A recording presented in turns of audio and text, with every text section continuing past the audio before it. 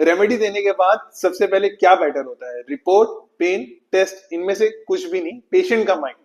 ये है Organon of medicine और ये डॉक्टर हैनेमन ने लिखी थी। इसके अफोरिज्म 252 से 256 में लिखा है कि साइंस ऑफ इंप्रूवमेंट क्या है। अफोरिज्म 252 में क्रॉनिक केसेस में अगर सही रेमेडी, सही पोटेंसी और माइन्यूट डोज के बाद भी इंप्रूवमेंट स्टार्ट ना हो तो डॉक्टर को जरूर से सोचना चाहिए। ऐसा हो सकता है कि कोई मेंटेनिंग कॉज हो, लाइफस्टाइल में इश्यू हो, डाइट खराब हो, एनवायरमेंटल फैक्टर्स और मेंटल स्ट्रेस हो। जब तक ये ऑब्स्टेकल रिमूव नहीं होंगे तब तक परमानेंट क्योर पॉसिबल ही नहीं है। अफोरिज्म 253 में सबसे पहला साइन कहाँ दिखेगा? हर डिजीज में, स्पेशली एक्यूट डिजीजेस में सबसे पहले इंप्रूवमेंट या एग्रावेशन माइंड में ही दिखती है। इंप्रूवमेंट होगी तो ज्यादा कामनेस दिखेगा, मेंटल कंफर्ट रहेगा, बेटर मूड रहेगा, नेचुरल फीलिंग ऑफ सेल्फ रहेगा। बट एग्रावेशन के टाइम पेशेंट की एंजाइटी, हेल्पलेसनेस, इरिटेबिलिटी और पेशेंट का पोस्चर्स और जेस्चर्स भी चेंज हो जाते हैं। बॉडी बाद में फॉलो करती है। अब हम फुटनोट ऑफ 253rd अफोरिज्म की बात करेंगे, दैट इज डोज का रूल। हैनेमन बहुत क्लियरली बोलते हैं कि सिर्फ माइन्यूट डोज ही ट्रू इंप्रूवमेंट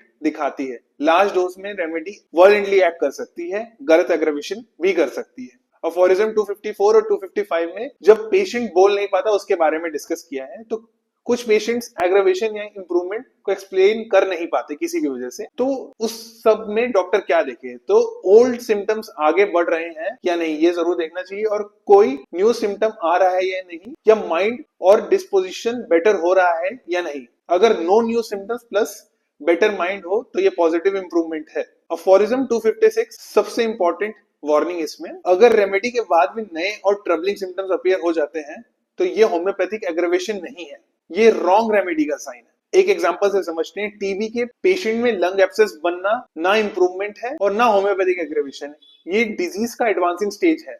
तो फाइनल टेक अवे ये है कि होम्योपैथी में इंप्रूवमेंट का मतलब सिर्फ सिम्टम्स का कम होना नहीं होता, पेशेंट का माइंड पहले हील होता है। और अगर सिम्टम्स आए तो रेमेडी को क्वेश्चन जरूर से करो, पेशेंट को नहीं। अगर आपको ये वीडियो अच्छी लगी और ऐसी ऑर्गेनॉन और होम्योपैथिक के कॉन्सेप्ट्स आपको समझने हो तो please follow my channel. Thank you.